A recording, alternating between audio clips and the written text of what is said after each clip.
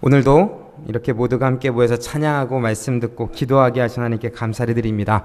옆 사람과 한번 인사해 볼까요? 내 곁에 앉아주셔서 감사합니다. 고맙습니다. 네, 내 곁에 누가 있다는 것이 얼마나 감사한 일인지 모릅니다. 지금 옆에 있는 사람이 반가우십니까? 네, 정말 우리 옆에 있는 사람들이 너무나 소중합니다. 특히 교회 안에 있는 이 공동체 안에 있다는 것이 얼마나 소중한지 모릅니다. 이렇게 예수 안에서 함께 있는 우리와는 달리 세상 사람들은 극한 외로움에 시달리고 있습니다. 그리고 이 외로움은 종종 우울증이라든지 그 마음을 어렵게 하는 것으로 사람을 힘들게 합니다. 통계에 의하면 현재 자신이 혼자라고 느끼고 외롭다고 느끼는 사람들이 점점 늘어가고 있다고 합니다. 사람들마다 다 저마다의 외로움을 가지고 있습니다. 먹고 살기 위해서 열심히 일하는 부모님 아래에서 자라나는 아이들은 가정 안에서 혼자라는 외로움을 느낍니다. 학생들도 외로움을 느낍니다. 자신의 미래를 위해 공부에 매진해야 하기에 외롭습니다.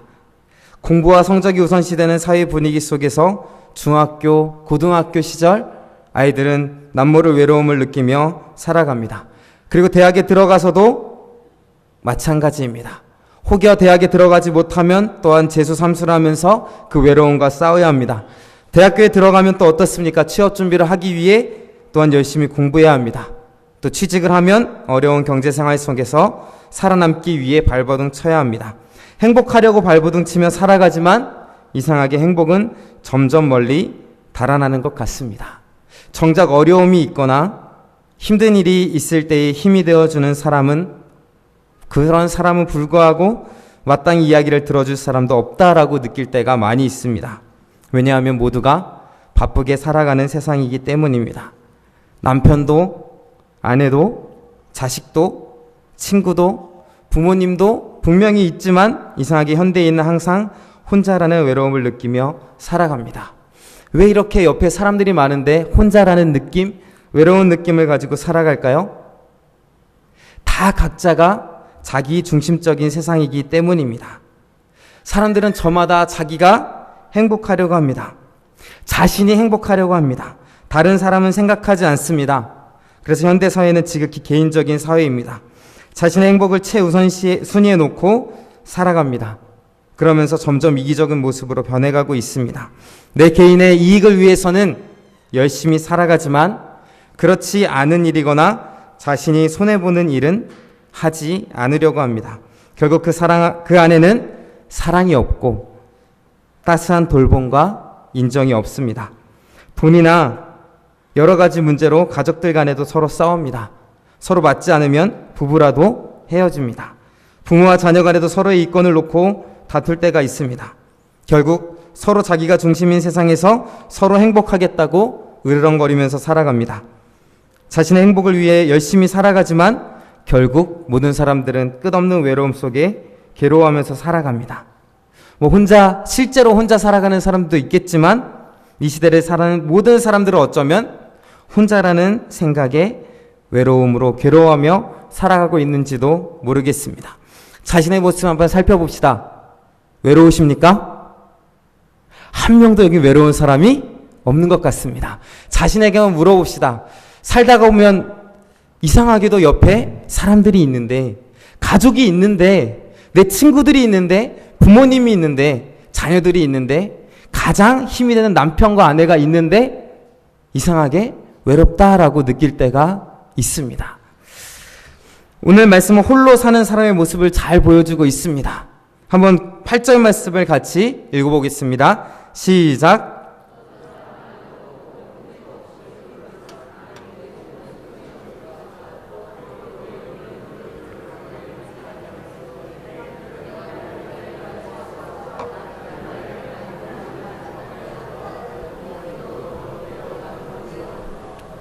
네, 빠른 시간 안에 읽어서 여기에 무슨 내용이 있는가 생각할 수도 있을 것입니다. 먼저 한 사람을 소개합니다. 어떤 사람은 이라고 소개하는데 이 사람은 아들이 없습니다. 형제도 없습니다. 홀로 있습니다. 아무도 친척도 그 누구도 없는 가운데에서 살고 있습니다. 그런데 무엇을 하고 있죠? 수고를 하고 있는데 끝없는 수고를 하고 있습니다. 끝이 없는 열심을 하고 있습니다. 왜?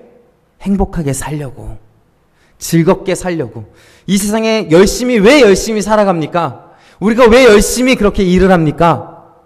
행복해 보려고, 좀 행복하게 살아보려고 그렇게 열심히 살아갑니다. 그런데 뭐라고 말합니까? 비록 그의 눈은 부요를 족하게 여기지 아니하면서라고 말합니다.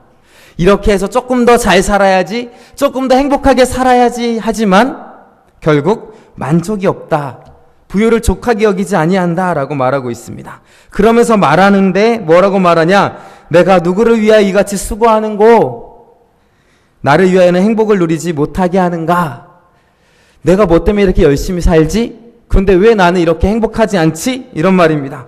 나를 위해서 행복은 누리지 못하면서 열심히 살아가는데 결국 혼자 살아가는 그 모습을 보여주고 있습니다. 이것도 헛되어 불행한 노고라고 말하고 있습니다. 물론 이 사람이 실제로 혼자 산 사람을 빗대어 말할 것도 있겠지만 현대인의 모습을 보면 홀로 남아있는 자신의 행복을 위해서 살아가는 그 사람이 자신의 행복을 위하여 열심히 살아가지만 결국 주위에 느껴지는 사람 없이 홀로 외로움을 느끼는 그 모습을 보여주고 있습니다. 행복을 누릴 수가 없습니다. 행복한 삶을 살고 싶은데 결국 혼자 남은 삶을 살아가고 있는 것입니다. 그럼 어떤 삶을 살아가야 하는가? 그것이 9절부터 나옵니다. 우리 9절 말씀 한번 같이 읽어볼까요? 시작!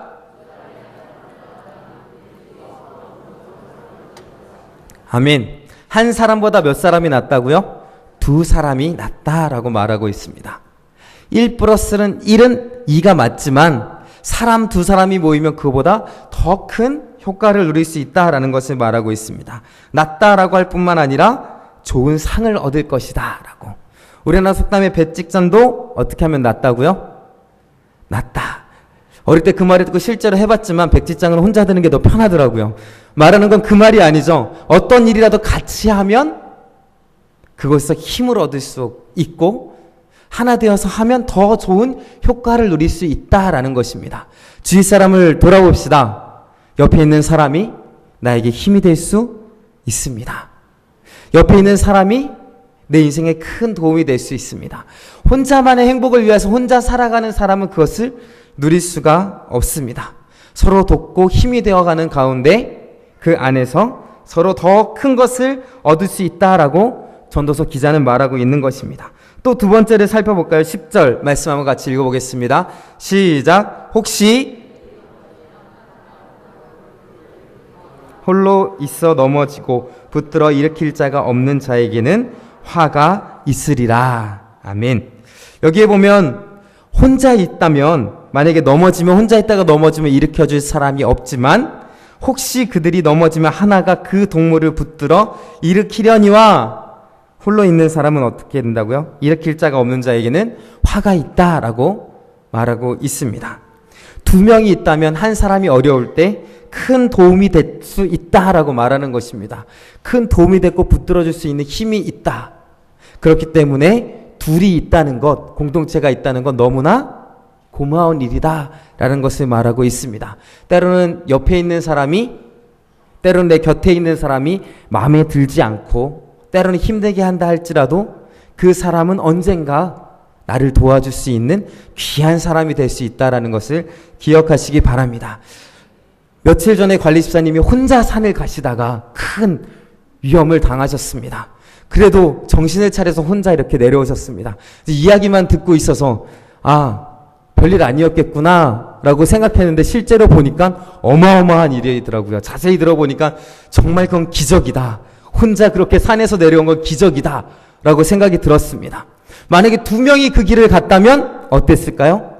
큰 도움을 얻을 수 있고 더 안전하게 그 일들을 처리할 수 있었을 것입니다.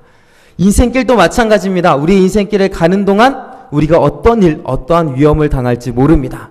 그렇기 때문에 혼자 가는 것보다는 두 사람이 가는 것이, 더 많은 사람이 그 길을 같이 가는 것이 더 유익하고 위험할 때 힘이 될 줄로 믿습니다. 11절 말씀을 다시 한번 볼까요?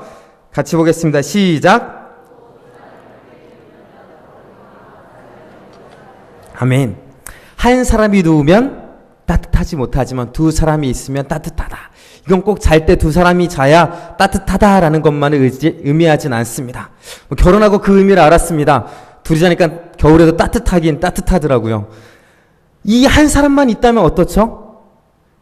힘듭니다. 어렵습니다. 마음에 따뜻함이 없고 인생길이 차가울 수 있습니다. 하지만 두 사람이 가면 따뜻할 수 있다. 협동하고 함께 가는 것이 얼마나 그 인생을 온화하게 하는가라는 것을 말해주고 있습니다. 한 가지 귀한 예화가 있죠. 어떤 사람이 한겨울에 길을 가고 있었습니다.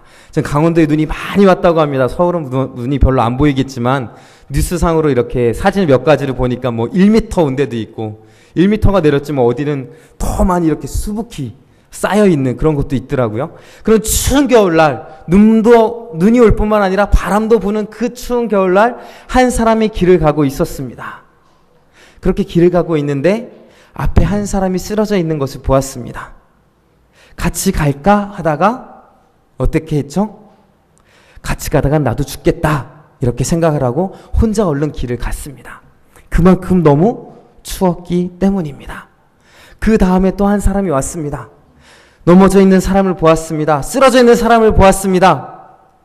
도와줄까? 도와주려고 하니 너무 춥고 그러다가 나도 죽을 것 같았습니다. 그래도 그냥 내버려 둘 수 없어서 그 사람을 업고 길을 가기 시작했습니다. 근데 어떻게 됐죠?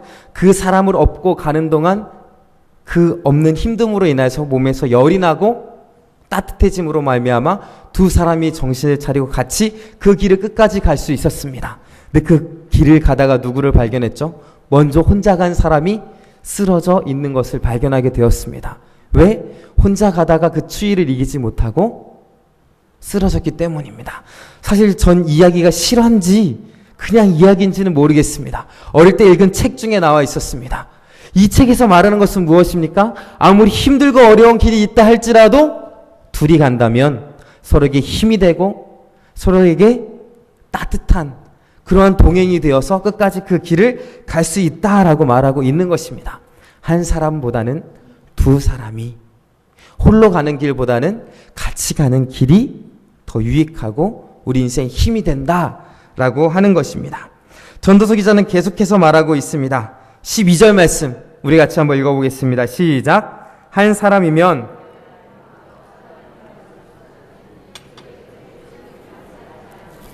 아멘. 한 사람이면 패하겠거니와 두 사람이면 어떻다고요? 맞설 수 있다. 대적에게 맞설 수 있다라고 하는 것입니다. 혼자 그 모든 것을 상대하기는 어렵지만 두 명이 모이면 그 상대하기가 훨씬 수월하다. 혼자 있는 것보다 작전도 많이 나올 수 있고 전략도 많이 나올 수 있고 이길 수 있는 서로 간의 힘이 되어서 이길 수 있는 일이 많다라고 하는 것입니다. 그 뒤에는 나오는 이야기는 무엇입니까? 세 겹줄은 쉽게 끊어지지 아니한다.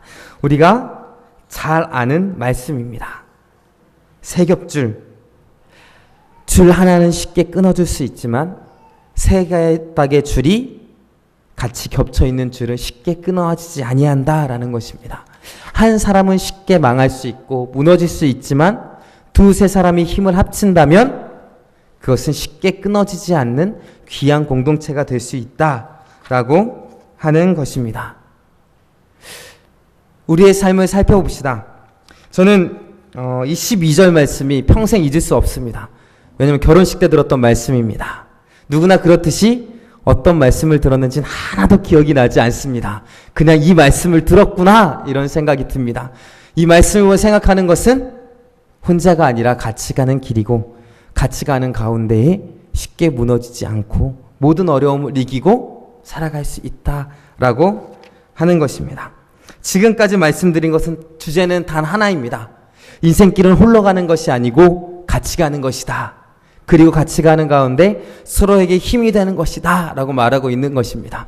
현대인은 외롭다라고 했습니다. 왜? 나만의 행복을 위해 살아가기 때문에. 그러나 여기 나온 것처럼 다른 사람과 함께 가는 길이다라는 것을 알고 서로 힘이 된다면 외로운 길이 아니라 풍성한 삶이 될 수 있다라고 말하는 것입니다. 여기까지만 이야기한다면 이 세상에서 이야기하는 것과 다를 것이 없습니다. 이 세상에 있는 좋은 이야기와 인생의 지혜가 되고 인생에 도움이 될 만한 이야기와 다를 것이 없습니다. 중요한 건 이 말씀을 듣고 우리가 이제 어떻게 살아가느냐에 있는 것입니다. 문제는 과연 어떻게 누구와 함께 할 것인가 라는 것입니다. 한 사람보다는 두 사람이라고 했는데, 두 사람보다는 세 겹줄이라고 했는데, 내가 어떤 공동체 안에서 누구와 함께 이것을 누리며 살아갈 것인가? 라고 하는 것입니다. 제가 이러한 공동체를 알고 있는데, 이 시간 이 공동체를 여러분께 소개해 드리려고 합니다. 그것은 바로 예수 그리스도 안에 있는 공동체입니다. 바로 아현교회라는 공동체, 그 공동체입니다. 예수 그리스도로 시작하였고 예수 그리스도로 말미암아 존재하는 그 공동체가 바로 가장 귀한 공동체이고 이걸 이룰 수 있는 공동체입니다. 이곳이 어떤 곳입니까? 하나님의 공동체, 예수님의 공동체가 어떤 곳입니까? 사랑이 있는 나라입니다. 이 나라는, 이 하나님의 나라는 사랑이 있는 나라입니다. 이 하나님의 나라가 어떻게 시작되었습니까? 예수님의 십자가에서 죽으심으로 말미암아 이 나라를 완성시키고 시작되었습니다. 하나님의 나라, 예수님의 피로 말미암아 우리의 죄의 문제를 해결해 주시고 우리를 하나님의 자녀로 묶어주신 공동체, 하나님의 나라, 이 나라가 바로 이 귀한 공동체입니다. 사랑으로 시작하셨고 사랑으로 충만한 나라입니다. 이 세상 사람들에게 이 나라에 들어오라 라고 말할 수 있는 이유, 이 안에는 한 사람의 외로움이 아니라 여러 사람의 사랑이 있고 사랑의 풍성함이 있는 공동체이다 라고 하는 것입니다. 이 공동체는 사랑의 공동체입니다. 그 다른 어떤 것도 이 사랑의 이라는 것을 앞서서 표현할 수 없습니다. 교회에 오라 라고 할 때 어떤 마음으로 교회에 오라 라고 말씀하십니까? 예수님을 믿으면 좋다라고 했을 때 우리는 가장 먼저 떠올리는 것이 무엇입니까? 이 세상에서 이 교회에 대해서, 이 공동체에 대해서 자랑할 수 있는 게 무엇입니까? 때로는 이 공동체를 이렇게 자랑할 수 있겠죠. 여기에 오면 복을 받는다. 여기 오면 잘 된다. 건강할 수 있다. 인생에 행복과 즐거움이 있다. 세상이 말하는 것으로 말할 수 있을 것입니다. 예수님 잘 믿으면 복 받고 돈을 많이 벌 수 있다. 물질적으로 많아질 수 있다. 그냥 마음의 평안을 얻을 수 있다. 세상이 주는 즐거움, 그보다 더 큰 즐거움이 있다. 그냥 이렇게만 감히 말할 수 없을 것입니다. 우리가 가장 먼저 내세워야 될 것은 이 공동체 안에는 예수 그리스도의 사랑이 있다라고 자랑해야 될 것입니다. 분명한 한 가지, 예수님으로 말미암아 따스한 사랑의 공동체, 예수님의 사랑으로 서로 사랑하는 곳, 여기 오면 서로 사랑으로 가득한 곳이라고 말할 수 있을 것입니다. 여기서 느껴지는 행복은 다른 곳에서 오는 것이 아닙니다. 세상이 말하는 돈이나 직업이나 외모나 또 다른 능력에 있는 것이 아니라 예수 그리스도의 사랑에 있고 서로 사랑하는 그 사랑 안에서 우리가 먼저 말할 것이 있는 것입니다. 저는 오랫동안 교회의 모습을 살펴보면서 감히 그렇게 말할 수 없습니다. 교회 오면 잘 됩니다 라고. 왜냐하면 제가 생각하는 것과 세상 사람들이 생각하는 잘 되는 의미가 다르기 때문에, 행복의 의미가 다르기 때문에, 물질적인 의미가 다르기 때문에, 그래서 감히 그들에게 잘 될 것이다 라고 말할 수 없습니다. 왜냐하면 세상이 말하는 잘 되는 것이 교회 안에선 이루어지지 않을 수도 있습니다. 물질적으로 많아지지 않을 수도 있습니다. 그랬다면 우리 모두가 다 부자가 되었게요? 그렇지 않습니다. 다 건강했게요? 다 아프다고 기도 제목 내놓을 필요도 없을 것입니다. 여기에 이런 것들을 위해서 기도합시다, 아픈 사람을 위해 기도합시다 라고 내어놓는 건 말이 안 됩니다. 예수님 믿으면 다 잘 됩니다 라는 의미가 성립되지 않고 감히 그렇게 이야기할 수 없습니다. 그러나 확실하게 말할 수 있는 것은 우리 안에는 예수 그리스도의 사랑이 있습니다 라고. 예수님을 믿으면 그 안에 사랑이 있습니다. 예수님으로 말미암아 다시 태어난 사람들은 그 안에 세상이 감당할 수 없는 사랑이 있습니다 라고. 우리 안에는 그러한 사랑이 충만해야 될 것입니다. 왜냐하면 예수님으로 믿음으로 말미암아 하나된 공동체이기 때문입니다. 우리 안에 그러한 사랑이 있습니까? 하나님의 나라는, 하나님의 공동체는 여기서 말하는, 성경이 말하는 2명 이상 모인 곳은 바로 그러한 사랑이 넘쳐나는 곳입니다. 홀로 가는 것이 아니라 같이 가는 공동체입니다. 이 교회 공동체는 바로 그러한 것입니다. 자기 혼자만의 행복을 위해 행복을 빌고 그 행복을 달라고 그렇게 말하는 초보적인 그런 정말 신앙도 아닌 신앙을 가진 사람들이 모여있는 곳이 아니라 예수 그리스도의 사랑을 가지고 서로 사랑하고 하나님의 나라의 사랑을 실천하며 사랑하는 그런 사람들이 모인 곳입니다. 그럼 사람들이 오면 어떠한 것을 느껴야 될까요? 여긴 정말 사랑이 가득한 사람이 모여있다. 정말 그것이 느껴진다. 사랑으로 행복한 모습이 느껴진다. 라는 그러한 모습이 우리 안에 있어야 될 것입니다. 우리 교회 안에 그러한 사랑이 넘쳐납니까? 예수 그리스도 믿는 사람들이 모임 안에 그러한 것들이 넘쳐납니까? 이러한 것들로 넘쳐나는 우리 교회가 되기를 주님의 이름으로 소망합니다. 그러면 그 안에서 어떻게 살아가야 하는가? 이 공동체 안에서 어떻게 살아가야 되는가 한번 살펴봅시다. 사랑해야 된다는데 그 사랑의 많은 이야기들은 우리가 설교 말씀을 통하여서 들었습니다. 목사님께서 주일마다 설교하시는 누가복음을 통해서도 들었고요. 우린 매 순간 사랑에 대한 말씀을 듣습니다. 예수님이 말한 설교의 내용이 무엇입니까? 사랑의 종착은 원수까지도 사랑하라 라는 말입니다. 원수까지도 사랑하라 라는 말은 무엇입니까? 온 세상 사람들을 사랑하라 이런 말입니다. 그럼 내 곁에 있는 사람까지도 다 사랑하라 라고 하신 것입니다. 우리 집에 원수가 살고 있어요 라고 말할지도 모르겠습니다. 내 가까이 있는 사람이 원수 같아요 라고 말할 수도 있을 것입니다. 그런데 그러한 사람도 사랑하는 것입니다. 우리가 다니는 교회 안에 원수가 살고 있어요 라고 말할 수도 있을 것입니다.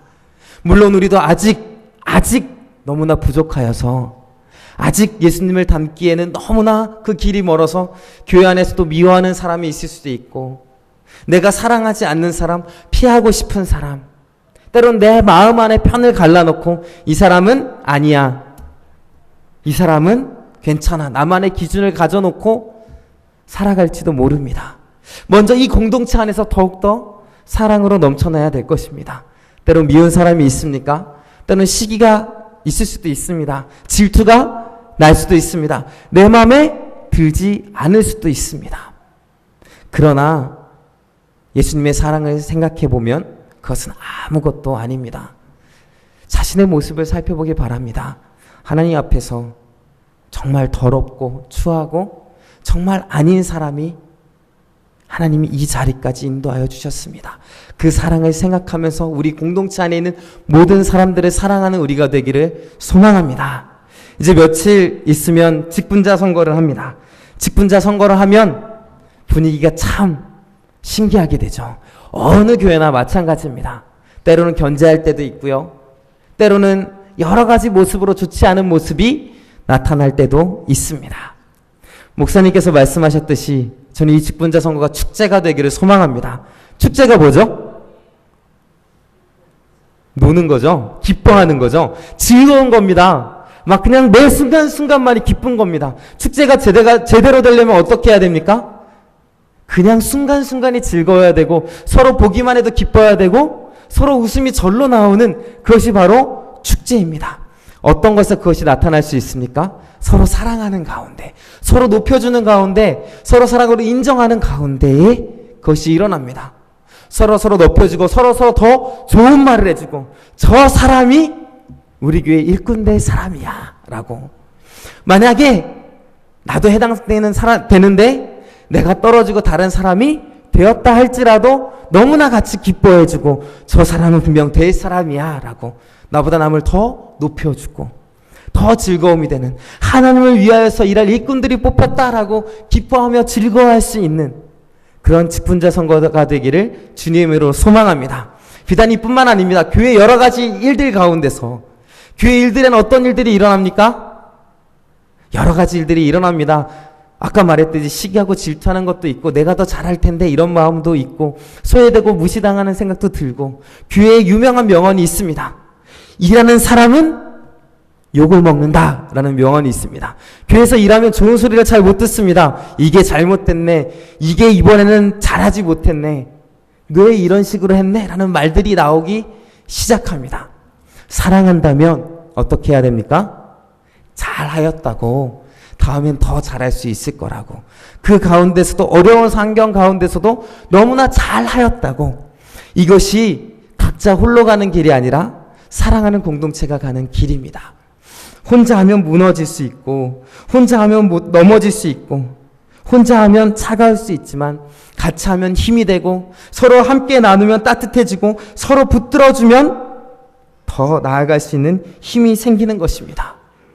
아무리 악한 유혹과 힘듦과 마귀가 교회를 쓰러뜨리려고 한 사람을 무너뜨린다 할지라도, 공동체에 금이 가게 한다 할지라도, 서로 사랑하는 사람들이, 예수 그리스도로 말미암아 사랑이 넘쳐나는 사람들이 함께 모여 있는 곳은 오늘 말씀처럼 절대 패하지 않고 그 모든 악한 세력을 맞설 수 있을 줄로 믿습니다.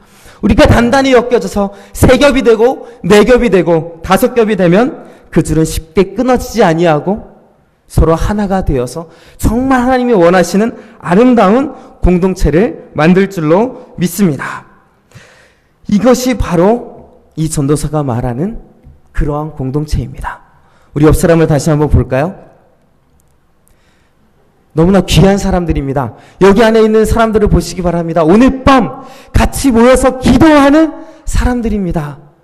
이처럼 귀한 공동체가 어디 있겠습니까? 이 세상 사람들은 이익이 되면 뭉치고요, 이익이 안 되면 흩어집니다. 그러나 우리는 그렇지 않습니다. 어려울 때도 붙들어주고요, 같이 기도해 줍니다. 서로 일어날 수 있게 힘을 보태다 줍니다. 신방하고 찾아가고 기도하고 서로 합심하여서 동역할 때에 그 모든 악한 세력들이 물러가고 이 안에 사랑이 넘칠 줄로 믿습니다. 오늘 무슨 날인지 아십니까?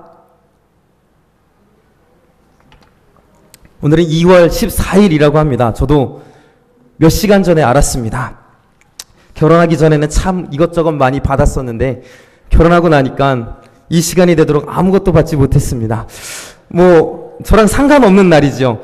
그렇죠? 사랑하는 사람이 고백하는 날, 특별히 사랑하는 여자가 남자에게 고백하는 날, 이렇게 알려져 있습니다. 사랑의 고백이라는 건 참으로 좋습니다. 고백을 받으면 어떻죠? 왜 그러시죠? 한 번도 못 받아보신 사람들처럼 교수님 왜 그렇습니까? 사랑한다. 넌 참 귀한 존재다. 나한테 의미 있는 사람이다. 라는 말을 들으면 그처럼 힘이 되고 그처럼 귀한 말도 없습니다. 오늘 받으신 분 계십니까? 대부분 못 받았을 것 같아서 제가 여러분께 사랑의 고백하는 마음으로 시 한 편을 읽어드리겠습니다. 용혜원 목사님의 시인데요. 읽어보겠습니다. 그대를 만나던 날 느낌이 참 좋았습니다. 착한 눈빛, 해맑은 웃음, 한마디 한마디의 말에도 따뜻한 배려가 있어 잠시 동안 함께 있었는데 오래 사귄 친구처럼 마음이 편안했습니다. 내가 하는 말들을 웃는 얼굴로 잘 들어주고 어떤 격식이나 체면, 차림 없이 있는 그대로 보여주는 솔직하고 담백함이 참으로 좋았습니다. 그대가 내 마음을 읽어주는 것만 같아 둥지를 잃은 새가 새 둥지를 찾은 것만 같았습니다. 짧은 만남이었지만 기쁘고 즐거웠습니다. 오랜만에 마음을 함께 맞추고 싶은 사람을 만났습니다. 마치 사랑하는 사람에게 장미꽃 한 다발을 받은 것보다 더 행복했습니다. 그대는 함께 있으면 있을수록 더 좋은 사람입니다. 이런 말을 들을 수 있는 우리가 되기를 소망합니다. 어떤 사람에게도 당신이 있어서 참 행복합니다. 그런 행복은 다른 데서 나오는 것이 아닙니다. 예수 그리스도의 사랑을 품은 사람, 예수 그리스도의 심장을 품은 사람, 그래서 그 누구를 봐도 사랑해주고 싶고 이해하려고 노력하고 감싸려고 하는 사람, 그러한 사람을 만나면 저 사람은 어떻게 저렇게 사랑이 넘칠까, 정말 이해할 수 없다. 그런 사람들이 우리가 되기를 소망합니다. 그러한 공동체가 되기를 소망합니다. 이 교회 참 신기하다. 교회 가면 싸우는 것도 있고 서로 좋지 않은 말도 하고 헌담도 하고 서로 갈라지는 모습도 많이 보이지만 이 아연교회 보니까 정말 사랑이 넘쳐나는 것 같다. 말끝마다 다른 사람에게 좋은 말만 하는 교회다. 이런 말들이 넘쳐나는 교회가 되기를 주님의 이름으로 소망합니다. 사실 저도 잘 되지 않습니다. 때로는 내 마음속에 미워하는 사람도 생기고요. 저 사람은 왜 그럴까? 왜 나를 힘들게 할까? 라는 사람도 종종 이렇게 생각하곤 합니다. 제가 이해하지 못하는 사람들도 생기게 되고요. 그 사람들 때문에 괴로워할 때도 있습니다. 그것을 참 내려놓기가 힘듭니다. 그러나 우리가 주님 말씀에 순종하고 예수님께서 우리 안에 심어주신 그 사랑을 생각한다면 그것은 능히 할 수 있을 줄로 믿습니다. 정말 사랑함으로 말미암아 이 세상에서 어떤 공동체보다 더욱더 사랑으로 붙들어주고 기도해주고 또한 사랑으로 넘쳐나는 우리 아연교회가 되기를 주님의 이름으로 소망합니다. 이 시간 같이 기도하겠습니다.